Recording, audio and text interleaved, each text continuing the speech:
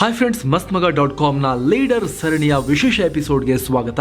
ನಾನು ಅಮರ್ ಪ್ರಸಾದ್. ಸ್ನೇಹಿತರೆ, ಲೀಡರ್ ಸರಣಿಯಲ್ಲಿ ನಮಗೆ ಇನ್ಸ್ಪೈರ್ ಮಾಡುವಂಥ, ನಮ್ಮನ್ನು ಮೋಟಿವೇಟ್ ಮಾಡುವಂಥ, ಅಂದರೆ ನಮಗೆ ಸ್ಫೂರ್ತಿ ತುಂಬುವಂತಹ ವ್ಯಕ್ತಿಗಳ ಜೀವನ ಗಾಥೆಯನ್ನು ನಾವು ನೋಡ್ತಾನೆ ಬಂದಿದ್ದೀವಿ.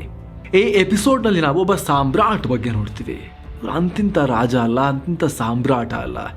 ಭಾರತ ಇವತ್ತು ಹೀಗಿದೆ ಅಂದರೆ 2000 ವರ್ಷಗಳ ಹಿಂದೆ ಅವರು ಹಾಕಿದ ಅಡಿಪಾಯದ ಛಾಯೆ, ಅದರ ಒಂದಷ್ಟು ಸತ್ವ ಇವತ್ತಿಗೂ ಕೂಡ ಕಾಣುತ್ತೆ.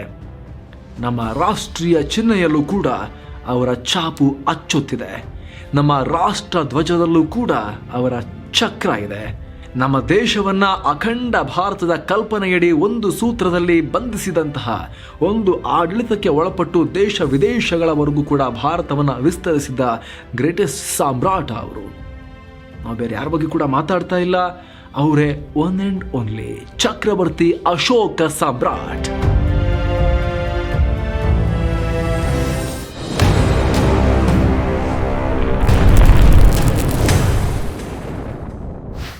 ಅಶೋಕರಿಗೂ ಗೌತಮ ಬುದ್ಧರಿಗೂ ನಂಟು. ಸ್ನೇಹಿತರೆ, ಇತಿಹಾಸದಲ್ಲಿ ಅಶೋಕ ಅಂತ ಹೇಳಿದ್ರೆ ಪ್ರಿಯದರ್ಶಿ ಅಶೋಕ ಅಂತ ಕರೆಯಲಾಗುತ್ತೆ. ಅಂದರೆ ದೇವರಿಗೂ ಪ್ರಿಯ ಆದ, ದೇವನಾಂಪ್ರಿಯ ಅಂದರೆ ದೇವರಿಗೂ ಪ್ರಿಯರಾದ, ಪ್ರಿಯದರ್ಶಿ ಅಂದರೆ ನೋಡೋಕೆ ಸುಂದರವಾಗಿರೋ ಅಶೋಕ ಅಂತ, ಅಶೋಕ ದಿ ಗ್ರೇಟ್ ಅಂತ ಕರೆಯಲಾಗುತ್ತೆ. ಇಂಥ ಅಶೋಕರ ಬಗ್ಗೆ ಸಾಕಷ್ಟು ಕಥೆಗಳಿವೆ, ಸಾಕಷ್ಟು ಇತಿಹಾಸ ಕೂಡ ಇದೆ, ಶಿಲಾಶಾಸನಗಳು ಕೂಡ ಸಿಗ್ತಾ ಇರುತ್ತೆ. ಆದರೆ ಪ್ರಮುಖವಾಗಿ ನಮಗೆ ಅಶೋಕರ ವಿಚಾರಕ್ಕೆ ಬಂದಾಗ ಈ ಬುದ್ಧಿಸ್ಟ್ ಸಾಹಿತ್ಯ ಹಾಗೂ ವಿದೇಶಿಯರ ಈ ಹುಯೆನ್ ಸಾಂಗ್ರಂತಹ ವಿದೇಶಿ ಯಾತ್ರಿಕರ ಸಾಹಿತ್ಯ, ಅವರ ಬರಹಗಳಲ್ಲಿ ಸಾಕಷ್ಟು ವಿಚಾರ ಸಿಗುತ್ತೆ. ಬುದ್ಧಿಸ್ಟ್ ಬರಹಗಳ ಪ್ರಕಾರ ಗೌತಮ ಬುದ್ಧ ಅವರು ಮಗಧದ ರಾಜಧಾನಿ ರಾಜ್ಗಿರ್ನಲ್ಲಿ ಭಿಕ್ಷಾಟನೆ ಮಾಡ್ತಾ ಹೋಗ್ತಾ ಇದ್ರಂತೆ. ಆಗ ಇವರು ಮಕ್ಕಳು ಆಟ ಆಡ್ತಾ ಇರ್ತಾರೆ. ಎಲ್ಲರೂ ಭಿಕ್ಷೆ ಕೊಡ್ತಿರ್ತಾರೆ ಗೌತಮ ಬುದ್ಧರಿಗೆ. ಆದರೆ ಈ ಮಗು ತಗೊಂಡು ಹೋಗಿ ಒಂಚೂರು ನಂತರ ಇರೋದೇ ಈ ಮಣ್ಣಲ್ಲಿ ಆಟ ಆಡ್ತಿರೋ ಮಕ್ಕಳು ಮಣ್ಣನ್ನು ಹಾಕ್ತಾರೆ ಗೌತಮ ಬುದ್ಧರ ಭಿಕ್ಷಾ ಪಾತ್ರೆಗೆ. ಆ ನಂತರ ಆ ಚಿಕ್ಕ ಮಗು, ಆ ಬಾಲಕ ಹೇಳ್ತಾನೆ, ನನ್ನ ಹತ್ರ ಇದೇ ಇರೋದು, ನನ್ನ ಕೈಲಿರೋದನ್ನು ನಾನು ಹಾಕಿದ್ದೀನಿ, ಆದರೆ ಮುಂದೊಂದು ದಿನ ನಾನು ದೊಡ್ಡ ಸಾಮ್ರಾಟ ಆಗ್ತೀನಿ ಅಂತ ಮಕ್ಕಳ ಆಟಿಕೆ ರೀತಿಯಲ್ಲಿ ಹೇಳಿ ಆಟ ಆಡ್ತಾ ಬಾಲಕ ಹೋಗ್ತಾನೆ ಅಲ್ಲಿಂದ. ಆಗ ಗೌತಮ ಬುದ್ಧರು ಒಂದು ಭವಿಷ್ಯವಾಣಿಯನ್ನು ನುಡಿತಾರಂತೆ. ತಮ್ಮ ಜೊತೆ ಇದ್ದಂತಹ ಅನುಯಾಯಿಗಳ ಹತ್ರ ಹೇಳ್ತಾರಂತೆ, ನಾನು ಮರಣವನ್ನು ಹೊಂದಿದ 100 ವರ್ಷಗಳ ನಂತರ ಈ ಬಾಲಕ ಮತ್ತೆ ಹುಟ್ಟುತ್ತಾನೆ. ಆತನ ಹೆಸರು ಅಶೋಕ ಅಂತ ಆಗಿರುತ್ತೆ. ಆತ ಒಬ್ಬ ದೊಡ್ಡ ಸಾಮ್ರಾಟನಾಗಿ ಮೆರಿತಾನೆ, ಧರ್ಮದ ಸ್ಥಾಪಕನಾಗ್ತಾನೆ, ಧರ್ಮದ ಪ್ರಚಾರಕನಾಗ್ತಾನೆ ಅಂತ ಗೌತಮ ಬುದ್ಧರು ಭವಿಷ್ಯವನ್ನ ನುಡಿತಾರಂತೆ. ಅಶೋಕ ಕುರೂಪಿಯಿಂದ ತಂದೆ ಬಿಂದುಸಾರ. ಗೌತಮ ಬುದ್ಧರೇನೋ ಹೇಳಿದ್ರು, ಈ ಬಾಲಕ ಮತ್ತೆ ಮರುಜನ್ಮವನ್ನು ಪಡಿತಾನೆ, ಸಾಮ್ರಾಟನಾಗಿ ಭೂಮಿಯನ್ನು ಆಳ್ತಾನೆ ಅಂತ. ಆದರೆ ಅಶೋಕ ಹುಟ್ಟಿದಾಗ ಪರಿಸ್ಥಿತಿ ಬೇರೆನೇ ಇತ್ತು. ಅಶೋಕ ವದನದ ಪ್ರಕಾರ ಅಶೋಕನ ತಾಯಿ ಹೆಸರು ಧರ್ಮ ಅಥವಾ ಸುಭದ್ರಾಂಗಿ ಅಂತ. ಇವರು ಅಂದಿನ ಚಂಪಾ, ಇಂದಿನ ಬಿಹಾರದಲ್ಲಿರೋ ಚಂಪಾರಣ್, ಅಲ್ಲಿ ವಾಸವಾಗಿದ್ರು. ತಮ್ಮ ತಂದೆ ಜೊತೆಗೆ ಇವರು ವಾಸವಾಗಿದ್ರು ಈ ಸುಭದ್ರಾಂಗಿ. ಧರ್ಮ ತಂದೆಗೆ ಒಬ್ಬ ಭವಿಷ್ಯವಾಣಿ ನುಡಿತಾರಂತೆ ಜ್ಯೋತಿಷಿ, ನಿನ್ನ ಮಗಳ ಮದುವೆ ಮಹಾರಾಜನೊಂದಿಗೆ ಆಗುತ್ತೆ, ಅವರಿಗೆ 2 ಮಕ್ಕಳು ಹುಟ್ಟುತ್ತಾರೆ, ಅದರಲ್ಲಿ ಒಬ್ಬ ಚಕ್ರವರ್ತಿ ಸಾಮ್ರಾಟ್ ಆಗ್ತಾರೆ ಅಂತ ಭವಿಷ್ಯವಾಣಿಯನ್ನು ನುಡಿತಾರಂತೆ. ಈ ಭವಿಷ್ಯವಾಣಿ ಕೇಳ್ಕೊಂಡಂತಹ ಆ ಯುವತಿಯ ತಂದೆ ಸೀದಾ ಪಾಟಲಿಪುತ್ರ, ಅಂದರೆ ಆ ಸಂದರ್ಭದ ಮಗಧದ ರಾಜಧಾನಿ ಪಾಟಲಿಪುತ್ರ, ಅಂದರೆ ಇವಾಗಿನ ಬಿಹಾರದ ಪಾಟ್ನಾಗೆ ಅಂದು ಪಾಟಲಿಪುತ್ರ ಅಂತ ಕರೀತಾ ಇದ್ರು ಅಂತ. ಅಲ್ಲಿಗೆ ಬರ್ತಾರೆ. ಬಂದು, ನೋಡಿ ರಾಜರೇ, ನಮಗೆ ಭವಿಷ್ಯವಾಣಿ ಈ ರೀತಿ ನುಡಿದಿದ್ದಾರೆ, ಸೊ ಮಗಳನ್ನು ನಿಮಗೆ ಒಪ್ಪಿಸ್ತಾ ಇದ್ದೀನಿ ಅಂತ ಒಪ್ಪಿಸ್ತಾರೆ. ಆ ನಂತರ ಇವರ ಮದುವೆ ಆಗುತ್ತೆ. ಬಿಂದುಸಾರನಿಗೆ ಈ ರಾಣಿಯ ಮೇಲೇನೆ, ಸುಭದ್ರಾಂಗಿ ಮೇಲೇನೆ ತುಂಬ ಪ್ರೀತಿ ಆಗುತ್ತೆ, ಭಾಳ ಪ್ರೀತಿಯಿಂದ ನೋಡ್ಕೊತಾರೆ. ಆದರೆ ಅರಮನೆಯಲ್ಲಿ ಎಲ್ಲರೂ ಕೂಡ ರಿಜೆಕ್ಟ್ ಮಾಡ್ತಾರೆ ರಾಣಿ ಧರ್ಮ ಅಥವಾ ಸುಭದ್ರಾಂಗಿಯನ್ನು, ಹೇಟ್ ಮಾಡ್ತಾ ಇರ್ತಾರೆ. ಆದರೂ ಕೂಡ ಕೇರ್ ಮಾಡದ ಬಿಂದುಸಾರ ಪ್ರೀತಿಯಲ್ಲಿ ಬಿದ್ದಿರ್ತಾರಲ್ಲ, ಈಕೆಯನ್ನೇ ತನ್ನ ಮುಖ್ಯ ರಾಣಿ ಪಟ್ಟದರಸಿಯನ್ನಾಗಿ ಮಾಡ್ತಾರೆ. ಸುಭದ್ರಾಗಿ ಒಂದು ಮಗುವಿಗೆ ಜನ್ಮ ನೀಡ್ತಾರೆ. ಆ ಮಗುವಿನ ಹೆಸರೇ ಅಶೋಕ. ಆ ಮಗುವನ್ನು ಮೊದಲು ನೋಡೋಕೆ ಬಂದಾಗ ಸಾಮ್ರಾಟ್ ಬಿಂದುಸಾರಂಗೆ ಖುಷಿ ಆಗಲ್ಲ. ಯಾಕೆ ಅಂತ ಹೇಳಿದ್ರೆ ಆ ಮಗು ಕುರೂಪ ಆಗಿದೆ ಅಂತ. ಮಗು ಈ ರೀತಿ ಯಾಕಿದೆ ಅಂತ ಹೇಳಿ ರೊಚ್ಚಿಗೆದ್ದಂಥ ಬಿಂದುಸಾರ ಮಗುವನ್ನು ಅಲ್ಲೇ ಬಿಟ್ಟು ತಿರುಗಿ ನೋಡಿದೆ ಅಲ್ಲಿಂದ ಹೊರಟು ಹೋಗ್ಬಿಡ್ತಾರೆ ಅಂತ ಉಲ್ಲೇಖ ಸಿಗುತ್ತೆ. ಸ್ನೇಹಿತರೆ, ಮಗಧ ಸಾಮ್ರಾಟ್ ಬಿಂದುಸಾರ್ಗೆ 101 ಮಕ್ಕಳಿದ್ರು, ಬೇರೆ ಬೇರೆ ಪತ್ನಿಯರಿಂದ, ರಾಣಿಯರಿಂದ. ಈಗ ನೆಕ್ಸ್ಟ್ ಕಿಂಗ್ ಯಾರು ಅನ್ನೋ ಪ್ರಶ್ನೆ ಇತ್ತು. ಅಶೋಕಾಗೆ ಅಷ್ಟು ಈಸಿ ಇರಲಿಲ್ಲ ಭವಿಷ್ಯವಾಣಿ ನುಡಿದಿದ್ರು. ಅಶೋಕ ತುಂಬ ಆಕ್ರಮಣಕಾರಿ ವಾರಿಯರ್ ಕೂಡ ಹೌದು, ಆದರೆ ಅಷ್ಟು ಈಸಿ ಇರಲಿಲ್ಲ. ಯಾಕಂದರೆ ಸಾಮ್ರಾಟ್ ಬಿಂದುಸಾರರ ಫೇವ್ರೆಟ್ ಅಶೋಕ ಆಗಿರಲಿಲ್ಲ. ಬದಲಾಗಿ ಜ್ಯೇಷ್ಠ ಪುತ್ರ, ಮೊದಲ ಮಗ ಸುಶೀಮ ಬಿಂದುಸಾರನ ಫೇವರೇಟ್ ಆಗಿದ್ರು. ತಕ್ಷಶಿಲೆಯ ಪರೀಕ್ಷೆ. ಆಗ ಮಗಧ ಸಾಮ್ರಾಜ್ಯದ ಭಾಗ ಆಗಿದ್ದ ಇಂದು ಪಾಕಿಸ್ತಾನ ವ್ಯಾಪ್ತಿಯಲ್ಲಿ ಬರೋ ತಕ್ಷಶಿಲಾ ಪ್ರದೇಶ, ಆ ಪ್ರದೇಶದಲ್ಲಿ ಬಂಡಾಯ ಉಂಟಾಗುತ್ತೆ. ಆಗ ಅಶೋಕರನ್ನ ಕಳಿಸ್ಕೊಡ್ಲಾಗುತ್ತೆ, ಹೋಗಿ ಬಂಡಾಯವನ್ನು ಹತ್ತಿಕ್ಕಿ ಬಾ ಅಂತ ಸಮ್ರಾಟ್ ಬಿಂದುಸಾರ ಕಳಿಸ್ಕೊಡ್ತಾರೆ. ಮೋಸ್ಟ್ಲಿ ಅಶೋಕ ಜೀವಂತವಾಗಿ ವಾಪಸ್ ಬರೋದು ಬಿಂದುಸಾರಗೂ ಇಷ್ಟ ಇರಲ್ಲ ಅನಿಸುತ್ತೆ. ಹಾಗಾಗಿ ಶಸ್ತ್ರಾಸ್ತ್ರಗಳನ್ನೇ ಕೊಟ್ಟಿರೋದಿಲ್ಲ, ಎಲ್ಲ ಸೇನೆ ಕೊಟ್ಟಿರ್ತಾರೆ, ಶಸ್ತ್ರಾಸ್ತ್ರಗಳನ್ನು ಕೈ ಸಿದ್ಧರ ಥರ ಮಾಡಿರ್ತಾರೆ, ಹಾಗೆ ಕಳಿಸ್ಕೊಟ್ಬಿಟ್ಟಿರ್ತಾರೆ. ಮೋಸ ಆಗಿರುತ್ತೆ. ಖುದ್ದು ತಂದೆಯೇ ಸಾಮ್ರಾಟನೇ ರಾಜಕುಮಾರನೊಂದಿಗೆ ದ್ರೋಹ ಮಾಡಿರ್ತಾರೆ. ಇದೆಲ್ಲವೂ ಕೂಡ ಅಶೋಕ ವದನದಲ್ಲಿ ಉಲ್ಲೇಖ ಇರುವಂತಹ ಅಂಶಗಳು. ಆದರೂ ಕೂಡ ಅಶೋಕ ಸೋಲೋದಿಲ್ಲ. ಯಾಕಂದರೆ ಅಶೋಕ ತಕ್ಷಶಿಲಾಗೆ ಹೋದಾಗ ಶಸ್ತ್ರ ಎತ್ತೋ ಸನ್ನಿವೇಶನೇ ಬರೋದಿಲ್ಲ. ಯಾಕಂದರೆ ತಕ್ಷಶಿಲಾದ ಜನ ಅತ್ಯಂತ ಆತ್ಮೀಯವಾಗಿ ಹೂವಿನ ಮಳೆಯನ್ನು ಸುರಿದು ಅಶೋಕನನ್ನು ಸ್ವಾಗತಿಸ್ತಾರೆ ಅಂತ ಅಶೋಕವದನದಲ್ಲಿದೆ. ಪರಿಸ್ಥಿತಿಯನ್ನು ಸಂಪೂರ್ಣವಾಗಿ ಕಂಟ್ರೋಲ್ ಮಾಡಿ ಗೆಲುವಿನೊಂದಿಗೆ, ಯಶಸ್ಸಿನೊಂದಿಗೆ ಅಶೋಕ ವಾಪಸ್ ಮಗಧ ಸಾಮ್ರಾಜ್ಯದ ರಾಜಧಾನಿ ಪಾಟಲಿಪುತ್ರಕ್ಕೆ ಬರ್ತಾರೆ. ಆಗ ಕೂಡಲೇ ಮತ್ತೆ ರಾಜಧಾನಿಯಲ್ಲಿ ಇಟ್ಕೊಳ್ಳಲಿಕ್ಕೆ ಬಿಂದುಸಾರಗೆ ಇಷ್ಟನೇ ಇರೋದಿಲ್ಲ. ಸಾಮ್ರಾಜ್ಯದ ಇನ್ನೊಂದು ಪ್ರದೇಶ, ಇನ್ನೊಂದು ರಾಜ್ಯ ಥರ ಇದ್ದಂತಹ ಅಧೀನ ಪ್ರದೇಶವಾಗಿದ್ದಂಥ ಉಜ್ಜಯಿನ್, ಅಲ್ಲಿನ ಗವರ್ನರ್ ಆಗಿ ಅಂದರೆ ರಾಜ್ಯಪಾಲನನ್ನಾಗಿ ಮಾಡಿ ಬಿಂದುಸಾರ ಅಶೋಕನನ್ನು ಅಲ್ಲಿಗೆ ಸಾಗ ಹಾಕ್ತಾರೆ. ಆದರೆ ರಾಜಧಾನಿ ಪಾಟಲಿಪುತ್ರದಲ್ಲಿ ಮುಂದಿನ ಉತ್ತರಾಧಿಕಾರಿ ಯಾರು ಅಂತ ಚರ್ಚೆ ಆಲ್ರೆಡಿ ಶುರುವಾಗಿರುತ್ತೆ. ಬಿಂದುಸಾರ ಸುಶೀಮನ್ನ ಮಾಡಬೇಕು, ಹಿರಿಮಗ ಸುಶೀಮ್ನ ಮಾಡಬೇಕು ಅಂತ ಎಲ್ಲ ರೀತಿಯಲ್ಲೂ ಕೂಡ ಪ್ಲಾನ್ ಮಾಡ್ತಾ ಇರ್ತಾರೆ. ಆದರೆ ಬಿಂದುಸಾರನ ಮಂತ್ರಿಗಳು, ಆಸ್ಥಾನದ ಪಂಡಿತರು, ಮಂತ್ರಿಗಳೆಲ್ಲರೂ ಕೂಡ ಅಶೋಕ ಯೋಗ್ಯ, ಸುಶೀಮ್ ಜ್ಯೇಷ್ಠ ಪುತ್ರ ಇರ್ಬೋದು, ಆದರೆ ಅಶೋಕ ಯೋಗ್ಯ, ಅಶೋಕರಿಗೆ ಸಪೋರ್ಟ್ ಮಾಡಬೇಕು ಅಂತ ಎಲ್ಲರೂ ಕೂಡ ಅಶೋಕನ ಪರ ಇರ್ತಾರೆ ಹೆಚ್ಚಿನ ಜನ. ಅದೇ ಸಂದರ್ಭದಲ್ಲಿ ಮತ್ತೆ ತಕ್ಷಶಿಲಾದಲ್ಲಿ ಬಂಡಾಯ ಉಂಟಾಗುತ್ತೆ. ಈಗ ಸುಶೀಮ್ರನ್ನ ಅಲ್ಲಿಗೆ ಬಂಡಾಯ ಶಮನ ಮಾಡೋಕೆ ಕಳಿಸ್ಕೊಡ್ಲಾಗುತ್ತೆ. ಮರಣಶಯ್ಯೆಯಲ್ಲಿ ಸಾಮ್ರಾಟ್ ಬಿಂದುಸಾರ. ಇದೇ ಸಂದರ್ಭದಲ್ಲಿ ಬಿಂದುಸಾರಗೆ ಕಾಯಿಲೆ ಶುರುವಾಗಿ ಹಾಸಿಗೆ ಹಿಡಿತಾರೆ. ಆಗ ಪ್ರೈಮ್ ಮಿನಿಸ್ಟರ್ ಆಗಿದ್ದು ಬಿಂದುಸಾರಗೆ ಪ್ರಧಾನಮಂತ್ರಿ ರೀತಿ ಅಥವಾ ಮಹಾಮಾತ್ಯ ಅಂತ ಏನು ಕರೀತಾರೆ ಆಗಿನ ಕಾಲದಲ್ಲಿ, ಅದಾಗಿದ್ದು ರಾಧಾಗುಪ್ತ. ಈ ಹಿಂದೆ ಚಂದ್ರಗುಪ್ತ ಮೌರ್ಯರು ಸಾಮ್ರಾಟ್ ಆದಾಗ, ಅವ್ರನ್ನ ಸಾಮ್ರಾಟ್ ಮಾಡಿದ್ದು ಆಚಾರ್ಯ ಚಾಣಕ್ಯರಲ್ವಾ, ಅವರು ಸಾಮ್ರಾಟ್ ಆದಾಗ ಅವರಿಗೆ ಮಹಾಮಾತ್ಯ ಅಥವಾ ಈ ಪ್ರಧಾನಮಂತ್ರಿಯ ಸ್ಥಾನ ನಿಭಾಯಿಸಿದ್ದು ಆಚಾರ್ಯ ಚಾಣಕ್ಯರು. ನಂತರ ಕೆಲ ಕಾಲ ಬಿಂದುಸಾರಗೂ ಕೂಡ. ಆದರೆ ಈಗ ಪ್ರಧಾನಮಂತ್ರಿಯಾಗಿ ಕೆಲಸ ಮಾಡ್ತಿದ್ದು ಆಚಾರ್ಯ ರಾಧಾಗುಪ್ತ. ಇವ್ರ ಬಗ್ಗೆ ನಾವು ಹೇಳ್ತೀವಿ ಆಮೇಲೆ ಸ್ವಲ್ಪ. ಈ ರಾಧಾಗುಪ್ತರನ್ನ ಕರೆದು ಹುಷಾರಿಲ್ಲದೆ ಮಲಗಿದ್ದ ಬಿಂದುಸಾರ ಕೇಳ್ತಾರೆ, ತಕ್ಷಶಿಲಾದಲ್ಲಿ ಏನಾಗ್ತಿದೆ, ಸುಶೀಮ್ ಇನ್ನೂ ಬಂದಿಲ್ವಾ ಅಂತ. ಇಲ್ಲ, ಯಾವುದೇ ರೀತಿ ಗುಡ್ ನ್ಯೂಸ್ ಬಂದಿಲ್ಲ, ಅಲ್ಲಿ ಬಹಳ ಕಷ್ಟದ ಪರಿಸ್ಥಿತಿ ಇದೆ ಅಂತ ರಾಧಾಗುಪ್ತ ಹೇಳ್ತಾರೆ. ಆಗ ಅಸಹನೆ ಆಗುತ್ತೆ. ಏನು ಸುಶೀಮಿಗೆ ಕಷ್ಟ ಆಗ್ತಾ ಇದೆಯಾ, ಕೆಲಸ ಮಾಡಿ, ಬೇಗ ಇಮಿಡಿಯೇಟ್ಲಿ ಸುಶೀಮ್ನ ವಾಪಸ್ ಕರೆಸಿ, ಆತನ ಪಟ್ಟಾಭಿಷೇಕಕ್ಕೆ ತಯಾರಿ ಮಾಡಿ, ಅಶೋಕನ್ ಕಳಿಸಿಬೇಕಾದ್ರೆ ಅಲ್ಲಿಗೆ ಅಂತ ಬಿಂದುಸಾರ ಹೇಳ್ತಾರೆ. ಆದರೆ ಮಹಾಮಂತ್ರಿ ರಾಧಾಗುಪ್ತಾಗಿ ಇದಿಷ್ಟ ಇರೋದಿಲ್ಲ. ಅಶೋಕ ಆಗಲಿ ಅಂತ ಆಸೆ ಇರುತ್ತೆ. ಈ ರಾಧಾಗುಪ್ತರ ಬಗ್ಗೆ ಸಾಕಷ್ಟು ಉಲ್ಲೇಖ ಇದೆ ಹಿಸ್ಟ್ರಿಯಲ್ಲಿ. ಇವರು ಚಾಣಕ್ಯರ ಶಿಷ್ಯ ಅಂತ ಕೂಡ ಕೆಲವು ಕಡೆ ಇದೆ. ಇನ್ನು ಕೆಲವು ಕಡೆ ಬರೀ ಶಿಷ್ಯ ಮಾತ್ರ ಅಲ್ಲ ರೀ, ಚಾಣಕ್ಯರ ಮೊಮ್ಮಗ ಕೂಡ ಹೌದು ಈತ ಅಂತ ಕೂಡ ಉಲ್ಲೇಖ ಇದೆ. ಹಾಗಾಗಿ ಅವರು ನೆಕ್ಸ್ಟ್ ಮಹಾಮಂತ್ರಿ ಆಗಿದ್ದು ಅಂತ ಕೂಡ ಇರಲಿ. ಈ ಸಂದರ್ಭದಲ್ಲಿ ಬಿಂದುಸಾರ ಕಾಯಿಲೆ ತುಂಬ ಜಾಸ್ತಿ ಆಗ್ತಾ ಇರುತ್ತೆ. ಆ ಸಂದರ್ಭದಲ್ಲಿ ಅಶೋಕ ಮತ್ತು ರಾಧಾಗುಪ್ತ ಅಲ್ಲಿ ನೋಡಕ್ಕೆ ಬಂದಿರ್ತಾರೆ, ಮಾತಾಡ್ತಾ ಇರ್ತಾರೆ. ಈ ಬಿಂದುಸಾರ ಮಾತ್ರ ಅವರೇ ಸುಶೀಮ್ ಅಂತ ಕೊರಗ್ತಾ ಇರ್ತಾರೆ. ಸುಶೀಮಲ್ಲ ಬಂದಿದ್ದು ಅಶೋಕ ಅಂತ ಹೇಳಿದ ತಕ್ಷಣ ಅಸಹನೆ ಆಗುತ್ತೆ. ಸುಶೀಮ್ನ ಕರೀರಿ, ಇವನೇನ ಕರ್ಕೊಂಬಂದ್ರಿ ಅಂತೆಲ್ಲ ಹೇಳ್ತಾರೆ. ಸುಶೀಮೇ ನೆಕ್ಸ್ಟ್ ಪಟ್ಟ ಕಟ್ಟೋದು ನಾನು ಅಂತ ಮರಣ ಶೈಲಿಯಲ್ಲಿದ್ದ ಬಿಂದುಸಾರ ಹೇಳ್ತಾನೆ ಇರ್ತಾರೆ. ಆಗ ರೊಚ್ಚಿಗೀಳು ಅಶೋಕ, ಪಟ್ಟಾಭಿಷೇಕ ನಂದು ಈಗಲೇ ಆಗುತ್ತೆ, ನಾನೇ ಮಾಡ್ಕೋತೀನಿ ಅಂಥೇಳಿ ಸಾಮ್ರಾಟ ಮಲಗಿರ್ತಾರೆ ಹುಷಾರಿಲ್ಲದೆ ಹಾಸಿಗೆರಿ.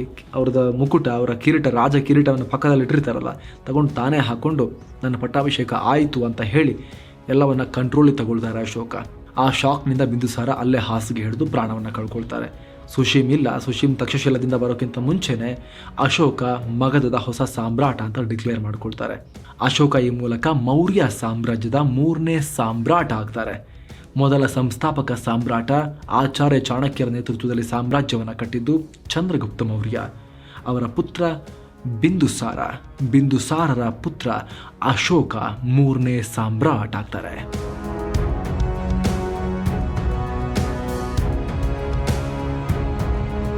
ಈ ರೀತಿ ಒಂದು ಕಡೆ ಅಶೋಕ ಸಾಮ್ರಾಜ್ಯವನ್ನು ಕೈಗೆ ತಗೊಂಡಿದ್ರೆ, ಇಲ್ಲ ನಾನು ಬಿಡಲ್ಲ, ನಾನು ವಾಪಸ್ ಹೋಗ್ತೀನಿ ಅಂತೇಳಿ ತಕ್ಷಶಿಲಾದಿಂದ ಸುಶೀಮ್ ಕೂಡ ಬರ್ತಾ ಇರ್ತಾರೆ, ತಾನು ಕಿಂಗ್ ಆಗಬೇಕು ಅಂತ.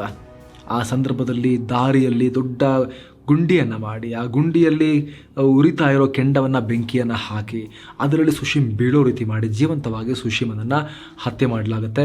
ಆಚಾರ್ಯ ರಾಧಾಗುಪ್ತ ಮತ್ತು ಅಶೋಕ ಸೇರಿಕೊಂಡು ರಾಧಾಗುಪ್ತರ ಸಲಹೆ ಮೇರೆಗೆ ಈ ಕುತಂತ್ರವನ್ನು ಮಾಡಿ ಆತನನ್ನು ಮುಗಿಸಲಾಗುತ್ತೆ. ರಾಜ್ಕುಮಾರ್ ಸುಶೀಮನನ್ನು ಮುಗಿಸಲಾಗುತ್ತೆ.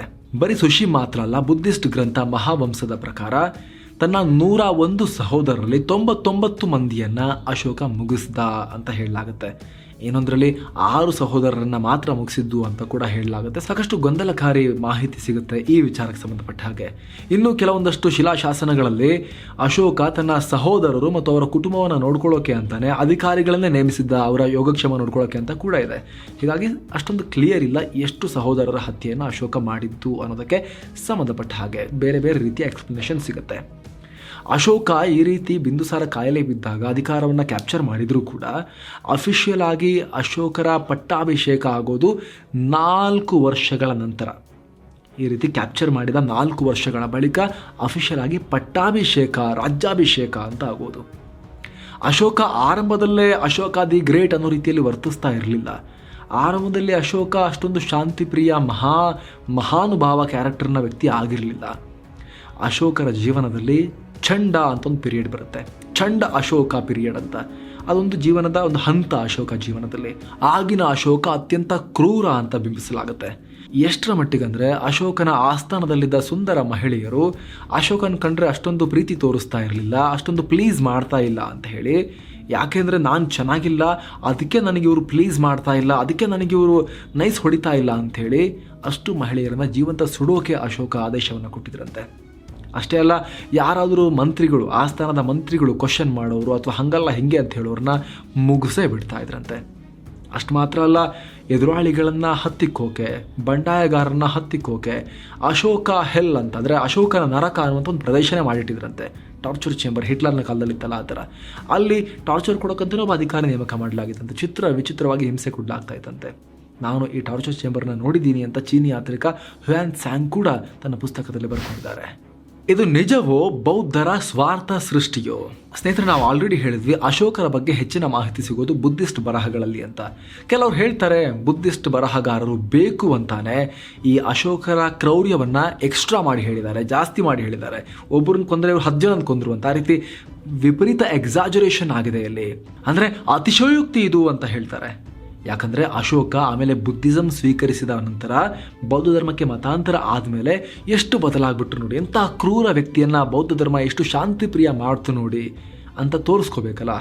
ಹಾಗಾಗಿ ಬುದ್ಧಿಸ್ಟ್ ಬರಹಗಾರರು ಈ ರೀತಿ ಮಾಡಿದ್ರು ಅಂತ ಕೂಡ ಉಲ್ಲೇಖ ಇದೆ. ಇನ್ನು ಅಶೋಕ ಬುದ್ಧಿಸಮ್ಗೆ ಕನ್ವರ್ಟ್ ಆಗಿದ್ರ ಬಗ್ಗೆ ಕೂಡ ಸಾಕಷ್ಟು ಕಥೆಗಳಿವೆ. ಒಂದು ಉಲ್ಲೇಖದ ಪ್ರಕಾರ ಒಂದು ದಿವಸ ಅಶೋಕ ಆಸ್ಥಾನದಲ್ಲಿ ಕುಳಿತುಕೊಂಡಿದ್ದಾಗ ಅಲ್ಲಿ ಮುಂದೆ ಒಬ್ಬ ಬುದ್ಧಿಸ್ಟ್ ಭಿಕ್ಷು ಹೋಗ್ತಾ ಇರ್ತಾರೆ.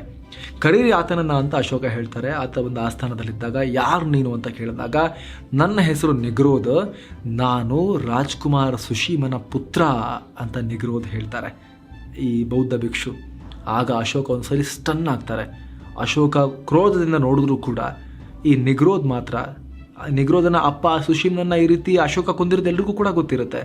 ಆದರೂ ಕೂಡ ನಿಗ್ರೋದ್ ಮುಖದಲ್ಲಿ, ಈ ಬೌದ್ಧ ಭಿಕ್ಷು ಮುಖದಲ್ಲಿ ಯಾವುದೇ ರೀತಿ ಸಿಟ್ಟು, ಸೆಡವು ಅಥವಾ ದ್ವೇಷ ಅಶೋಕನ ಮೇಲೆ ಅದು ಕೂಡ ಕಾಣಿಸ್ತಾ ಇರೋದಿಲ್ಲ. ಮಂದ ಸ್ಮಿತನಾಗಿ ನಗ್ತಾ ಮುಗುಳ್ನಗ್ತಾ ಆ ಬೌದ್ಧ ಭಿಕ್ಷು ನಿಂತಿರ್ತಾರೆ ಅಶೋಕನ ಮುಂದೆ. ಅದು ನೋಡಿ ಅಶೋಕಾಗೆ ಶಾಕ್ ಆಗುತ್ತೆ. ಬೌದ್ಧ ಧರ್ಮ ಇಷ್ಟೊಂದು ಪ್ರಭಾವ ಬೀರುತ್ತಾ ಮನುಷ್ಯನ ಮೇಲೆ, ಇಷ್ಟೊಂದು ಸ್ಮೂತ್ ಮಾಡ್ತಾ ಅಂತ ಯೋಚನೆ ಮಾಡ್ತಾರೆ ಅಶೋಕ. ಆನಂತರ ಬಂದು ನೀವು ಎಲ್ಲಿ ಬೇಕಾದರೂ ಕೂತ್ಕೊಳ್ಳಿ ಈ ಆಸ್ಥಾನದಲ್ಲಿ ಅಂತ ಹೇಳ್ತಾರೆ. ಬೌದ್ಧ ಭಿಕ್ಷು ಸೀದಾ ಹೋಗಿ ಅಶೋಕರ ಸಿಂಹಾಸನದಲ್ಲೇ ಕೂರ್ತಾರಂತೆ. ಆಗ ಅವರಲ್ಲಿ ಸಿಂಹಾಸನದಲ್ಲಿ ಕೂತಾಗ ಕೆಳಗೆ ಕಾಲ ಬಳಿ ಕೂರುವಂಥ ಅಶೋಕ, ನೀವು ಹೆಂಗೆ ಬೌದ್ಧ ಭಿಕ್ಷು ಆದ್ರಿ, ನಿಮ್ಮ ಬೌದ್ಧ ಧರ್ಮದಲ್ಲಿ ಏನೆಲ್ಲ ವಿಚಾರಗಳಿವೆ, ಹೆಂಗೆ ನಡೆಯುತ್ತೆ ಧರ್ಮ ಅಂತೆಲ್ಲ ಕೇಳಿ ತಿಳ್ಕೊಂಡ್ರಂತೆ. ಆಮೇಲೆ ಅಶೋಕ ಬೌದ್ಧ ಧರ್ಮಕ್ಕೆ ಮತಾಂತರ ಆದರು ಅಂತ ಕೆಲವೊಂದಷ್ಟು ಬುದ್ಧಿಸ್ಟ್ ಬರಹಗಳಲ್ಲಿ ಉಲ್ಲೇಖ ಇದೆ. ಇನ್ನು ಕೆಲವರ ಪ್ರಕಾರ ಅಶೋಕ ಬೌದ್ಧ ಧರ್ಮ ಸ್ವೀಕರಿಸಿದ ಒಂದು ಘಟನೆಯಿಂದಲ್ಲ, ಸುಶೀಮನ ಮಗ ನೋಡಿದ ತಕ್ಷಣ ಇವ್ರು ಹಂಗೆ ಸ್ವೀಕರಿಸಿಲ್ಲ. ಬದಲಿಗೆ ಕಳಿಂಗ ಯುದ್ಧ ಆದಮೇಲೆ ಅಲ್ಲದಂಥ ರಕ್ತಪಾತ ನೋಡಿ ಅವರು ಬೌದ್ಧ ಧರ್ಮ ಸ್ವೀಕರಿಸಿದ್ದು ಅಂತ ಕೂಡ ಕೆಲವರು ಹೇಳ್ತಾರೆ. ಇನ್ನು ಕೆಲ ಇತಿಹಾಸಕಾರರ ಪ್ರಕಾರ ಅಶೋಕ ಬುದ್ಧಿಸಂ ಸ್ವೀಕರಿಸೋಕೆ ಇನ್ನೊಂದು ಕಾರಣ ಇರುತ್ತೆ. ಆಗಿನ ರಾಜ ಸಾಮ್ರಾಜ್ಯಗಳಲ್ಲಿ, ರಾಜರ ದರ್ಬಾರ್ಗಳಲ್ಲಿ ಬ್ರಾಹ್ಮಣರ ಪ್ರಾಬಲ್ಯ ತುಂಬ ಇತ್ತು. ರಾಜನಿಗೆ ಹಂಗೆ ಮಾಡಬೇಕು, ಹಂಗೆ ಮಾಡಿಲ್ಲ, ಹಿಂಗೆ ಅಪಚಾರ ಆಗಿಬಿಡುತ್ತೆ, ಹಿಂಗಾಗ್ಬಿಡುತ್ತೆ ಅಂತೆಲ್ಲ ಹೆದರಿಸ್ತಾ ಇದ್ರು ಅನ್ನೋ ವಿಚಾರ. ಹೀಗಾಗಿ ತನ್ನ ದರ್ಬಾರ್ನಲ್ಲಿದ್ದಂತಹ ಬ್ರಾಹ್ಮಣರ ಪ್ರಾಬಲ್ಯವನ್ನು ಮುರಿಯೋಕೆ ಎಲ್ಲ ಕಡೆ ಬೌದ್ಧ ಧರ್ಮವನ್ನು ಪ್ರಸಾರ ಮಾಡೋಕೆ ಅಶೋಕ ಶುರು ಮಾಡಿದ್ರು ಅಂತ, ಬುದ್ಧಿಸಮ್ಗೆ ಹೆಚ್ಚಿನ ಬೆಂಬಲವನ್ನು ಕೊಡೋಕೆ ಶುರು ಮಾಡಿದ್ರು ಅಂತ. ಇಲ್ಲಿ ನೋಡಿ, ಒಂದು ಇಂಟ್ರೆಸ್ಟಿಂಗ್ ವಿಚಾರ ನೋಡಿ. ಇಲ್ಲಿ ಮೌರ್ಯ ಸಾಮ್ರಾಜ್ಯದ 3 ಗ್ರೇಟ್ ರಾಜರು, ಚಂದ್ರಗುಪ್ತ ಮೌರ್ಯ ಗ್ರೇಟ್, ಅಶೋಕರು ಗ್ರೇಟ್, ಆದರೆ ಬಿಂದುಸಾರ ಆವರೇಜ್ ರಾಜ ಥರ. ಆದರೆ ಈ ಮೂವರೂ ಕೂಡ ತಮ್ಮ ಜೀವನದ ಅಂತ್ಯದಲ್ಲಿ ಬೇರೆ ಬೇರೆ ಧರ್ಮಕ್ಕೆ ಮತಾಂತರ ಆಗಿಬಿಟ್ರು ಹಿಂದೂ ಧರ್ಮದಿಂದ. ಚಂದ್ರಗುಪ್ತ ಮೌರ್ಯ ತಮ್ಮ ಜೀವನದ ಅಂತ್ಯದಲ್ಲಿ ಜೈನ ಧರ್ಮಕ್ಕೂ, ಬಿಂದುಸಾರ ತಮ್ಮ ಜೀವನದ ಅಂತ್ಯದಲ್ಲಿ ಆಜೀವಿಕ ಧರ್ಮಕ್ಕೂ, ಅಶೋಕ ತಮ್ಮ ಜೀವನದ ಅಂತ್ಯದಲ್ಲಿ ಬುದ್ಧಿಸಮ್ಗೂ ಕನ್ವರ್ಟ್ ಆಗಿದ್ರು. ಕಳಿಂಗ ಯುದ್ಧ ಮತ್ತು ಅಶೋಕ. ಈಗ ನಾವು ಒಡಿಶಾ ನೋಡ್ತೀವಲ್ಲ, ಅಲ್ಲಿ ಆಗಿನ ಕಾಲದಲ್ಲಿ ಮೌರ್ಯ ಸಾಮ್ರಾಜ್ಯದ ಕಾಲದಲ್ಲಿ 2000 ವರ್ಷಗಳ ಹಿಂದೆ ಕಳಿಂಗ ಅನ್ನುವಂತಹ ಒಂದು ರಾಜ್ಯ ಇತ್ತು. ಅದು ಯಾವಾಗಲೂ ಕೂಡ ಇಂಡಿಪೆಂಡೆಂಟ್ ಆಗೇ ಇರ್ತಾ ಇತ್ತು. ಚಂದ್ರಗುಪ್ತ ಇಡೀ ದೇಶವನ್ನು ಗೆದ್ದರೂ ಕೂಡ ಅಲ್ಲಿ ಗೆಲ್ಲಕ್ಕಾಗಿರಲ್ಲ, ಬಿಂದುಸಾರ ಕೈಲೂ ಕೂಡ ಆಗಿರಲ್ಲ. ಚಾಣಕ್ಯರ ಅಖಂಡ ಭಾರತದ ಡ್ರೀಮ್ ಇತ್ತಲ್ಲ, ಅದನ್ನು ಈಡೇರಿಸ್ತೀನಿ ನಾನು ಅಂತ ಅಶೋಕ ಹೊರಡ್ತಾರೆ. ಇದೊಂದು ಮಾತ್ರ ಬಾಕಿ ಇದೆ, ಬಿಡೋದಿಲ್ಲ ಇದನ್ನು ಅಂತ. ಇದರ ಪರಿಣಾಮ ಯುದ್ಧ ಶುರುವಾಗುತ್ತೆ. ಅಶೋಕ ಆಡಳಿತ ಶುರು ಮಾಡಿದ 8ನೇ ವರ್ಷಕ್ಕೆ ಕಳಿಂಗ ಯುದ್ಧ ಶುರುವಾಗುತ್ತೆ. ದೊಡ್ಡ ಪ್ರಮಾಣದ ರಕ್ತಪಾತ ಆಗುತ್ತೆ. 1,00,000ಕ್ಕೂ ಅಧಿಕ ಜನರ ಪ್ರಾಣಹಾನಿಯಾಗುತ್ತೆ. ಎಲ್ಲಿ ನೋಡ್ರೂ ರಕ್ತ ಕಾಣಿಸ್ತಾ ಇರುತ್ತೆ. ಅಶೋಕ ಯುದ್ಧವನ್ನು ಗೆಲ್ತಾರೆ, ಆದರೆ ಅಶೋಕನ ಹೃದಯ ಕರಗಿ ಹೋಗುತ್ತೆ. ಆ ಯುದ್ಧ ಮುಗಿಸಿ ಬಂದಂಥ ಅಶೋಕ ಹೊಸ ಅವತಾರದಲ್ಲಿ ಬಂದುಬಿಡ್ತಾರೆ. ಅಶೋಕ ತಮ್ಮ ಹೆಸರಿಗೆ ತಕ್ಕ ಹಾಗೆ ದೇವನಾಂ ಪ್ರಿಯದರ್ಶಿ ಅಶೋಕ ಅಂತಿದ್ರು ಕೂಡ ಕ್ರೂರವಾಗಿ ವರ್ತಿಸಿದ ಅಶೋಕ ತನ್ನ ಹೆಸರಿಗೆ ತಕ್ಕಂತೆ ವರ್ತಿಸೋಕೆ ಶುರು ಮಾಡೋದು ಕಳಿಂಗ ಯುದ್ಧ ಮುಗಿಸಿ ಬಂದ ನಂತರ. ಇದರಲ್ಲಿ ಅಶೋಕರ ಶಿಲಾಶಾಸನಗಳಲ್ಲೂ ಕೂಡ ಉಲ್ಲೇಖ ಸಿಗುತ್ತೆ. ಉದಾಹರಣೆಗೆ ರಾಕ್ ಎಡಿಕ್ಟ್ 13ನೇ ಶಿಲಾಶಾಸನದಲ್ಲಿ ಶಾಂತಿಯ ಸಂದೇಶವನ್ನು ಅಶೋಕ ಬರೀತಾರೆ. ಇನ್ನು ಮುಂದೆ ಯುದ್ಧ ರಕ್ತಪಾತದ ಮೂಲಕ ನಡೆಯಲ್ಲ, ಧರ್ಮದ ದಾರಿಯಲ್ಲಿ ನಡೆಯುತ್ತೆ. ಇನ್ನು ಮುಂದೆ ವಿಜಯಗಳು ಶಾಂತಿಯ ದಾರಿಯಲ್ಲೇ ಆಗುತ್ತೆ, ಅದನ್ನು ಧರ್ಮ ವಿಜಯ ಅಂತ ನಾನು ಕರಿತೀನಿ ಅಂತ ಅಶೋಕ ಹೇಳ್ತಾರೆ. 2300 ವರ್ಷಗಳ ಹಿಂದೆ ಈ ರೀತಿಯ ಒಂದು ಸಂದೇಶವನ್ನು ಜಾರಿ ಮಾಡಿದ್ದು ಇತಿಹಾಸದಲ್ಲಿ ಯಾವತ್ತೂ ಆಗಿರಲಿಲ್ಲ, ಇವತ್ತಿಗೂ ಕೂಡ ಇಲ್ಲೂ ಕೂಡ ಕಾಣೋಕೆ ಸಿಗಲ್ಲ. ಈ ರೀತಿ ಧರ್ಮದ ದಾರಿಯಲ್ಲೇ ವಿಜಯ ಸಾಧಿಸ್ತೀನಿ ಅಂತ ಯಾರಾದರೂ ಈಗಿನ ಕಾಲದವ್ರು ಹೊರಡೋದಾಗಿದ್ದರೆ ಪುಟಿನ್ ಯುಕ್ರೇನ್ ಮೇಲೆ ಈ ರೀತಿ ಮಾಡ್ತಾನೆ ಇರಲಿಲ್ಲ. ಅಶೋಕ ಬೌದ್ಧ ಧರ್ಮಕ್ಕೆ ಕನ್ವರ್ಟ್ ಆದರೂ ಕೂಡ ಅಶೋಕ ಒಂದು ರೀತಿ ತಮ್ಮದೇ ಧರ್ಮವನ್ನು ಹೊಸದಾಗಿನೋ ಸ್ಥಾಪನೆ ಮಾಡಿದ ಹಾಗೂ ಕೂಡ ಇತಿಹಾಸಗಳಲ್ಲಿ ಉಲ್ಲೇಖ ಸಿಗುತ್ತೆ. ಅಂದರೆ ಬುದ್ಧಿಸಮ್ನ ತನ್ನದೇ ಆದ ರೂಪದಲ್ಲಿ ಅಶೋಕ ಜಾರಿ ಮಾಡಿದ್ರು. ಯಾವ ರೀತಿ ಅಂದರೆ, ಒಂದು ರೀತಿ ಇಡೀ ಸಾಮ್ರಾಜ್ಯದ ಜನಕ್ಕೆ, ಸೇನೆಗೆ, ಆಡಳಿತದವರಿಗೆ, ರಾಜ ಪರಿವಾರದವರು ಎಲ್ರಿಗೂ ಕೂಡ ಒಂದು ರೀತಿ ಇದು ಪ್ರತಿಯೊಬ್ಬರಿಗೂ ಅನ್ವಯ ಆಗೋ ಕೋಡ್ ಆಫ್ ಕಂಡಕ್ಟ್ ಮತ್ತು ಕೋಡ್ ಆಫ್ ಎಥಿಕ್ಸ್ ಥರ ಇತ್ತು. ಅಂದರೆ ತಾವು ಜೀವನ ಹೇಗೆ ನಡೆಸಬೇಕು, ಯಾವ ಮೌಲ್ಯವನ್ನು ಜೀವನದಲ್ಲಿ ಅಳವಡಿಸ್ಕೋಬೇಕು, ಹೇಗೆ ಒಬ್ರಿಗೊಬ್ರು ಸಹಕಾರ ಕೊಟ್ಕೊಂಡು ಬಾಳಬೇಕು ಅಂತ ತನ್ನ ಪ್ರಜೆಗಳಿಗೆ, ತನ್ನ ಸಾಮ್ರಾಜ್ಯದ ಪ್ರತಿಯೊಬ್ಬರಿಗೂ ಕೂಡ ಕೋಡ್ ಆಫ್ ಕಂಡಕ್ಟನ್ನು, ಕೋಡ್ ಆಫ್ ಎಥಿಕ್ಸನ್ನು ಅಶೋಕ ಜಾರಿ ಮಾಡಿದರು. ಉದಾಹರಣೆಗೆ ಒಂದು ಶಿಲಾಶಾಸನದಲ್ಲಿ ಏನು ಸಿಗುತ್ತೆ ಅಂದರೆ, ದೇವರಿಗೆ ಪ್ರಿಯವಾದಂತಹ ಮನುಷ್ಯರು ದುಡ್ಡು ಕಾಸು ಅಥವಾ ಸನ್ಮಾನಕ್ಕೆ ಅಷ್ಟೊಂದು ಮಹತ್ವ ಕೊಡಲ್ಲ. ಇವರು ಎಲ್ಲ ಧಾರ್ಮಿಕ ಭಾವನೆಗಳ ಪ್ರಸಾರವನ್ನು ಬೆಂಬಲಿಸ್ತಾರೆ. ಇದಕ್ಕೆ ಆಡೋ ಮಾತಲ್ಲಿ ಸಂಯಮ ಇರಬೇಕು. ತಮ್ಮ ಸಂಪ್ರದಾಯವನ್ನು ಹೊಗಳೋ ಟೈಮಲ್ಲಿ ಬೇರೆಯವರ ಸಂಪ್ರದಾಯಗಳನ್ನು ನಿಂದಿಸಬಾರ್ದು. ಟೀಕೆ ಮಾಡಿದರೂ ಕೂಡ ಮರ್ಯಾದೆಯ ಗೆರೆಯನ್ನು ದಾಟದೆ ಟೀಕಿಸಬೇಕು. ಬೇರೆ ಸಂಪ್ರದಾಯದವರನ್ನು ಕೂಡ ಗೌರವಿಸಬೇಕು. ಈ ರೀತಿ ಮಾಡೋ ಮೂಲಕ ನಮ್ಮ ಸಂಪ್ರದಾಯದ ಗೌರವ ಹೆಚ್ಚಾಗುತ್ತೆ. ಅದೇ ವೇಳೆ ಬೇರೆ ಸಂಪ್ರದಾಯದವರಿಗೆ ಸಹಾಯ ಕೂಡ ಆಗುತ್ತೆ ಅಂತ ಅಶೋಕ ಬರೆಸ್ತಾರೆ. ಇದೆಲ್ಲವನ್ನ ಕೂಡ ನೋಡಿದಾಗ ಇತ್ತೀಚಿನ ಇತಿಹಾಸದಲ್ಲಿ, ಕಳೆದ 2000 ವರ್ಷಗಳ ಇತಿಹಾಸದಲ್ಲಿ ಅಶೋಕ ಅವರು ಭಾರತದಲ್ಲಿ ಮೊದಲ ಬಾರಿಗೆ ಈ ಧರ್ಮ ನಿರಪೇಕ್ಷ, ಜಾತ್ಯತೀತ ಅಂದರೆ ಸೆಕ್ಯುಲರ್ ಹಾಗೂ ಪ್ರಜಾ ಕಲ್ಯಾಣದ ಆಡಳಿತವನ್ನು ಸ್ಥಾಪನೆ ಮಾಡಿದಂಥ ರಾಜ ಅಂತ ಕೂಡ ಅವ್ರನ್ನ ಗುರುತಿಸಲಾಗುತ್ತೆ. ಅಶೋಕ ಬುದ್ಧಿಸಮನ್ನು ಸ್ವೀಕರಿಸಿ ಬರೀ ತನ್ನ ರಾಜ್ಯಕ್ಕೆ ಮಾತ್ರ ಹರಡಲಿಲ್ಲ, ಇಡೀ ಪ್ರಪಂಚಕ್ಕೆ ಬುದ್ಧಿಸಮನ್ನು ಹರಡಿದ್ರು. ಬುದ್ಧಿಸಮನ್ನು ಒಂದು ಜಾಗತಿಕ ಧರ್ಮವನ್ನಾಗಿ, ವರ್ಲ್ಡ್ ರಿಲಿಜನ್ ಮಾಡಿದ್ರು ಅಶೋಕ. ಅದಕ್ಕೆ ಏನೆಲ್ಲ ಕೊಡುಗೆ ಕೊಡಬೇಕು ಎಲ್ಲವನ್ನ ಕೂಡ ಕೊಟ್ಟರು. ದಾನ ಧರ್ಮಗಳನ್ನು ಸಿಕ್ಕಾಪಟ್ಟೆ ಮಾಡಿದ್ರು. ಯಾವ ಮಟ್ಟಿಗಂದರೆ ಅಶೋಕ ಅವರು ವಯಸ್ಸಾದಾಗ ಒಂದು ಮೂಲೆ ಗುಂಪಾಗಿಬಿಟ್ಟಿದ್ರು, ಹಾಸಿಗೆ ಹಿಡಿದುಬಿಟ್ಟಿದ್ರು. ಅವರ ಉತ್ತರಾಧಿಕಾರಿಗಳು ಅವರಿಗೆ ಒಂದು ರೀತಿ ಒಂದು ಮೂಲೆಗೆ ಹಾಕಿಬಿಟ್ಟಿದ್ರು ಅಶೋಕರನ್ನು. ಆ ಸಂದರ್ಭದಲ್ಲಿ ಅಶೋಕ ಆದರೂ ಕೂಡ ಸಾಮ್ರಾಟ್ ಅವರೇ ಅಲ್ವಾ, ಯುವರಾಜ ಇದ್ರೆ ಏನಂತೆ, ಸಾಮ್ರಾಟರಿಗೆ ಚಿನ್ನದ ಪ್ಲೇಟಲ್ಲಿ ಊಟ ಕೊಡಲಾಗ್ತಾ ಇತ್ತು.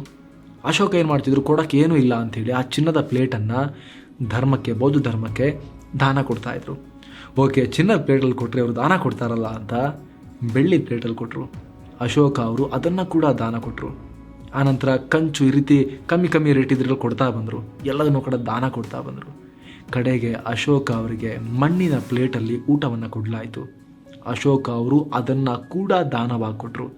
ಕಡೆಗೆ ಏನೂ ಇರಲಿಲ್ಲ, ಅವರು ಸಾಯೋ ಟೈಮಲ್ಲಿ ಕೈಯಲ್ಲಿ ಅರ್ಧ ನೆಲ್ಲಿಕಾಯಿ ಮಾತ್ರ ಇತ್ತು ಅಶೋಕರ ಕೈಯಲ್ಲಿ. ಆಗ ತನ್ನ ಬೆಂಬಲಿಗರನ್ನು ಕರೆದು ಅಶೋಕ ಅವರು ಹೇಳ್ತಾರೆ, ನೋಡಿ, ನನ್ನ ಹತ್ರ ಕೊಡೋಕೆ ಬೇರೆ ಏನೂ ಇಲ್ಲ, ಈ ಅರ್ಧ ನೆಲ್ಲಿಕಾಗಿದೆ, ತಗೊಂಡು ಹೋಗಿ ಇದನ್ನು ಬೌದ್ಧ ಭಿಕ್ಷುಗಳಿಗೆ ಕೊಡಿ, ಅದನ್ನು ಅವರೆಲ್ಲರೂ ಕೂಡ ಹಂಚಿಕೊಂಡು ಸೇವಿಸಲಿ ಅಂತ ಅಶೋಕ ಹೇಳ್ತಾರೆ. ಅಶೋಕ ಪ್ರಾಣವನ್ನು ಕಳ್ಕೊಳ್ತಾರೆ. ಬೌದ್ಧ ಭಿಕ್ಷುಗಳು ಆ ನೆಲ್ಲಿಕಾಯಿನ ಅರ್ಧನ ಅಷ್ಟು ಜನ ಹೆಂಗೆ ತಿನ್ನೋದೀಗ, ಅದಕ್ಕೆ ಅದನ್ನು ಸೂಪ್ ಮಾಡಿ ಕುದಿಸಿ ಸೂಪ್ ಮಾಡಿ ಎಲ್ಲರೂ ಸ್ವಲ್ಪ ಸೇವಿಸ್ತಾರೆ. ಅಶೋಕರ ಆಡಳಿತ ಹೇಗಿತ್ತು? ಅಶೋಕ ಜನರಿಗೆ ತುಂಬ ಹತ್ತಿರದ ರಾಜ ಆಗಿದ್ರು, ಎಲ್ಲರ ಕೈಗೆ ಸಿಗ್ತಾ ಇದ್ರು. ಆ ಚಂಡ ಅಶೋಕ ಪೀರಿಯಡನ್ನು ಒಂದು ಹೊರತುಪಡಿಸಿದರೆ ತಮ್ಮ ಜೀವಮಾನದುದ್ದಕ್ಕೂ ಉಳಿದ ಎಲ್ಲ ಅವಧಿಯಲ್ಲೂ ಅಶೋಕ ಜನಾನುರಾಗಿ ರಾಜ ಆಗಿದ್ರು. ಯಾವ ಮಟ್ಟಿಗೆ ಅಂತ ಹೇಳಿದ್ರೆ, ರಸ್ತೆಯ ಎರಡೂ ಬದಿಗಳಲ್ಲಿ ಹಣ್ಣಿನ ಮರಗಳನ್ನು ನೆಡಿ, ಯಾತ್ರಿಕರಿಗೆ ಹೋಗೋರಿಗೆ ಜನಕ್ಕೆ ಹಸಿವಾದಾಗ ತಿನ್ನಕ್ಕೂ ಆಗುತ್ತೆ, ನೆರಳು ಕೂಡ ಆಗುತ್ತೆ. ಜೊತೆಗೆ ಇಂತಿಷ್ಟು ಕಿಲೋಮೀಟ್ರಿಗೊಂದು ಬಾವಿ ಅಂತ ಮಾಡಿ ಕುಡಿಯೋಕ್ಕೆ ನೀರು ಸಿಗುತ್ತೆ. ಮಧ್ಯದಲ್ಲಿ ರೆಸ್ಟ್ ಮಾಡೋಕ್ಕೆ ಜಾಗ ಬೇಕು ಅಂದರೆ ರೆಸ್ಟ್ ಮಾಡುವಂಥ ವಿಶ್ರಾಂತಿ ಗೃಹಗಳನ್ನು ನಿರ್ಮಾಣ ಮಾಡಿ ಅಂತ ಅಶೋಕ ಆದೇಶವನ್ನು ಕೊಟ್ಟಿರ್ತಾರೆ. ಜೊತೆಗೆ ಕೇವಲ ಮನುಷ್ಯರಿಗೆ ಮಾತ್ರ ಅಲ್ಲ, ಪ್ರಾಣಿಗಳಿಗೂ ಕೂಡ ನನ್ನ ರಾಜ್ಯದಲ್ಲಿ ಬದುಕೋ ಹಕ್ಕಿದೆ, ಪ್ರಾಣಿಗಳು ಕೂಡ ನನ್ನ ರಾಜ್ಯದ ಪ್ರಜೆಗಳು, ಜನ ಸಿಟಿಸನ್ಸ್ ಅಂದರೆ ರಾಜ್ಯದ ಪ್ರಜೆಗಳು ನನ್ನ ಮಕ್ಕಳು, ಪ್ರಾಣಿಗಳು ಕೂಡ ಅದೇ ರೀತಿ. ಬರೀ ಮನುಷ್ಯರಿಗೆ ಮಾತ್ರ ಅಲ್ಲ, ಪ್ರಾಣಿಗಳಿಗೂ ಆಸ್ಪತ್ರೆಗಳನ್ನು ನಿರ್ಮಾಣ ಮಾಡಿ ಅಂತ 2000 ವರ್ಷಗಳ ಹಿಂದೆಯೇ ಆದೇಶ ಕೊಟ್ಟಿದ್ದ ರಾಜ ಅಶೋಕ. 2000 ವರ್ಷಗಳ ಹಿಂದೆ ಪ್ರಾಣಿಗಳಿಗೆ ಆಸ್ಪತ್ರೆ ಇವಾಗಲೂ ಕೂಡ ಸರಿಯಾಗಿಲ್ಲ, ಯಾರೂ ಕೇರ್ ಮಾಡಲ್ಲ. ಪ್ರಾಣಿಗಳಿಗೆ ಏಟಾಗಿ ಬಿದ್ದು ಒದ್ದಾಡ್ತಾ ಇದ್ರೆ ಅಶೋಕ 2000 ವರ್ಷಗಳ ಹಿಂದೆಯೇ ಪ್ರಾಣಿಗಳ ಆಸ್ಪತ್ರೆ ಬಗ್ಗೆ ಥಿಂಕ್ ಮಾಡಿದರು. ಜೊತೆಗೆ ಮಾಂಸಕ್ಕಾಗಿ ಪ್ರಾಣಿಗಳನ್ನು ಕಡಿಬೇಕಾದ್ರೆ ಈ ಪ್ರೆಗ್ನೆಂಟ್ ಪ್ರಾಣಿಗಳನ್ನು ಕಡಿಬೇಡಿ ಅಂತ ಕೂಡ ಅವರು ಆದೇಶವನ್ನು ಹೊರಡಿಸಿರ್ತಾರೆ. ಜೊತೆಗೆ ಪ್ರಜೆಗಳ ಹಿತವೇ ರಾಜನ ಹಿತ, ನನ್ನ ಮಕ್ಕಳು ಅವರೆಲ್ಲ ಅಂತ ಅಶೋಕ ಹೇಳಿರ್ತಾರೆ. ಜೊತೆಗೆ ಅಶೋಕ ತಮ್ಮ ಸಂದೇಶವನ್ನು ಪ್ರಜೆಗಳು ಅರ್ಥ ಮಾಡ್ಕೋಬೇಕು, ಪ್ರಜೆಗಳು ಅದೇ ರೀತಿ ಬಾಳಬೇಕು ಅಂತ ಹೇಳಿ ಈ ಶಿಲಾಶಾಸನಗಳನ್ನು ತನ್ನ ಸಾಮ್ರಾಜ್ಯದ ಉದ್ದಕ್ಕೂ ಬರೆಸ್ತಾರೆ. ಇಡೀ ಸಾಮ್ರಾಜ್ಯದ ಉದ್ದಕ್ಕೂ 84,000 ಶಿಲಾಶಾಸನಗಳನ್ನು ಕೆತ್ತಿಸ್ತಾರೆ. ಅಶೋಕ ಗ್ರೇಟ್ ಕಮ್ಯುನಿಕೇಟರ್ ಆಗಿರ್ತಾರೆ. ಇವಾಗೆಲ್ಲ ರ್ಯಾಲಿ ಮಾಡ್ತಾರೆ, ವರ್ಚುವಲ್ ರ್ಯಾಲಿ ಮಾಡ್ತಾರೆ, 3D ರ್ಯಾಲಿ ಮಾಡ್ತಾರೆ, ಸೋಷಿಯಲ್ ಮೀಡಿಯಾದಲ್ಲಿ ಹಾಕ್ತಾರೆ. ಅವಾಗ ಅದು ಇರಲಿಲ್ವಲ್ಲ. ಹಾಗಾಗಿ ಜನರೊಂದಿಗೆ ಸಂಪರ್ಕ ಸಾಧಿಸೋಕೆ ಅಶೋಕ ಅವರು ಈ ರೀತಿ ಎಲ್ಲ ಕಡೆ ಶಿಲಾಶಾಸನಗಳ ಮೂಲಕ ಜನರೊಂದಿಗೆ ಹತ್ತಿರ ಆಗೋಕ್ಕೆ ಪ್ರಯತ್ನ ಪಡ್ತಾ ಇದ್ರು. ಇವತ್ತಿಗೂ ಕೂಡ ಆಗಾಗ ಅಶೋಕರ ಕಾಲದ ಶಿಲಾಶಾಸನಗಳು ಪತ್ತೆ ಆಗ್ತಾನೆ ಇರುತ್ತೆ. ಇವಾಗಿನ ಭಾರತ ಮಾತ್ರ ಅಲ್ಲ, ಇವಾಗಿನ ಪಾಕಿಸ್ತಾನ, ಬಾಂಗ್ಲಾದೇಶ, ಅಫ್ಘಾನಿಸ್ತಾನ, ಆ ಕಡೆ ಥಾಯ್ಲ್ಯಾಂಡ್, ಕಾಂಬೋಡಿಯಾವರೆಗೂ ಕೂಡ, ಮಯನ್ಮಾರ, ಕಾಂಬೋಡಿಯಾ, ಥಾಯ್ಲ್ಯಾಂಡ್ವರೆಗೂ ಕೂಡ ಅಶೋಕರ ಸಾಮ್ರಾಜ್ಯ ಇದ್ದ ಗುರುತುಗಳು, ಅಶೋಕರ ಸ್ತಂಭ, ಅಶೋಕ ಚಕ್ರ, ಸಿಂಹಗಳು ಇದೆಲ್ಲ ಸಿಗ್ತಾ ಇರುತ್ತೆ. ಭಾರತದ ಇವತ್ತಿನ ರಾಷ್ಟ್ರೀಯ ಲಾಂಛನ ಇದೆಯಲ್ಲ, ಆ 4 ಸಿಂಹಗಳು ಅದು ಅಶೋಕರ ಕೊಡುಗೆ. ಅಶೋಕ ಪಿಲ್ಲರ್ ಅಶೋಕರ ಕೊಡುಗೆ. ಭಾರತದ ರಾಷ್ಟ್ರ ಧ್ವಜದಲ್ಲಿರೋ ಆ ಚಕ್ರ ಕೂಡ ಅಶೋಕ ಚಕ್ರ ಅಂತ ನಾವು ಗೌರವದಿಂದ ಕರಿತೀವಿ. ಇನ್ನು ಅಶೋಕರ ಆಡಳಿತದ ಸ್ಟ್ರಕ್ಚರ್ ಹೇಗಿತ್ತು ಅಂತ ನೋಡೋದಾದರೆ, ಆಚಾರ್ಯ ಚಾಣಕ್ಯರ ಏನು ಸಿಸ್ಟಮ್ ಇತ್ತು ಅದನ್ನು ಫಾಲೋ ಮಾಡ್ತಾ ಇದ್ರು. ಮೇಲೆ ರಾಜ, ಅದಾದಮೇಲೆ ರಾಜನಿಗೆ ಸಲಹೆ ಕೊಡೋ ಅಥವಾ ಆದೇಶಗಳನ್ನು ಪಾಲಿಸೋ ಒಂದು ಸೆಂಟ್ರಲ್ ಟೀಮ್ ಆಫ್ ಆಫೀಸರ್ಸ್ ಅಂದರೆ ಕೇಂದ್ರೀಯ ಅಧಿಕಾರಿಗಳ ಒಂದು ತಂಡ. ಆನಂತರ ಹಲವು ಹಂತಗಳಲ್ಲಿ ರಾಜ್ಯ, ಜಿಲ್ಲಾ, ಗ್ರಾಮ ಮಟ್ಟದವರೆಗೂ ಕೂಡ ಆಡಳಿತ ಹರಡಿತ್ತು. ಗ್ರಾಮ ಮಟ್ಟದಲ್ಲಿ, ಹಳ್ಳಿಯಲ್ಲಿ ರಜ್ಜುಕ್ ಅನ್ನುವಂಥ ಅಧಿಕಾರಿ ಇರ್ತಾ ಇದ್ರು. ಜೊತೆಗೆ ಜಿಲ್ಲಾ ಮಟ್ಟದಲ್ಲಿ ಈಗಿನ DC ಥರ ಸಮಹರ್ತ ಅನ್ನೋ ಹೆಸರಿನ ಅಧಿಕಾರಿ ಇರ್ತಾ ಇದ್ರು. ಇವತ್ತಿಗೂ ಕೂಡ ಬಿಹಾರದಲ್ಲಿ ಅಂದು ಮಗಧ ಸಾಮ್ರಾಜ್ಯದ ಜಾಗ ಇದೆಯಲ್ಲ, ಅದು ಈಗಿನ ಬಿಹಾರದ ಪ್ರದೇಶದಲ್ಲೇ ಬರುತ್ತೆ. ಇಂದು ಕೂಡ ಬಿಹಾರದಲ್ಲಿ DC-ಗಳನ್ನು ನಾವು ಜಿಲ್ಲಾಧಿಕಾರಿ ಅಂತ ಕರಿತೀವಲ್ಲ, ಅವರು ಸಮಹರ್ತ ಅಂತ ಕರೀತಾರೆ. ಅಷ್ಟು ಮಾತ್ರ ಅಲ್ಲ, ಇಡೀ ರಾಜ್ಯದ ಮೇಲೆ ನಿಗಾ ಇಡೋಕೆ, ಆಗು ಹೋಗುಗಳನ್ನು ಗಮನಿಸೋಕೆ ಗುಪ್ತಚರರ ಸ್ಟ್ರಾಂಗ್ ಟೀಮನ್ನು ಕೂಡ ಕಟ್ಟಿದ್ರು ಅಶೋಕರ ಟೈಮ್ನಲ್ಲಿ. ಇದು ಆಚಾರ್ಯ ಚಾಣಕ್ಯರ ಟೈಮ್ನಲ್ಲೂ ಕೂಡ ಕಂಟಿನ್ಯೂ ಆಗಿತ್ತು. ಸೊ ಫ್ರೆಂಡ್ಸ್, ಇದಾಗಿತ್ತು ಚಕ್ರವರ್ತಿ ಸಾಮ್ರಾಟ್ ದಿ ಗ್ರೇಟ್ ಅಶೋಕರ ಬಗ್ಗೆ ತಿಳಿಸ್ಕೊಡುವಂಥ ಪ್ರಯತ್ನ. ಇಂದಿನ ಭಾರತ ಹೀಗಿರೋದಕ್ಕೆ ಅಶೋಕರ ಕೆಲವೊಂದು ಕೊಡುಗೆಗಳು ಕೂಡ ಕಾರಣ. ಅಶೋಕ ಅವರು ಹಾಕಿ ಹೋದ ಗಟ್ಟಿ ಅಡಿಪಾಯಗಳಲ್ಲಿ ಕೆಲವೊಂದಷ್ಟನ್ನು ಅದರ ಮೇಲೆ ನಾವು ಡೆವಲಪ್ ಮಾಡ್ಕೊಂಡು ಬಂದಿದ್ದೀವಿ.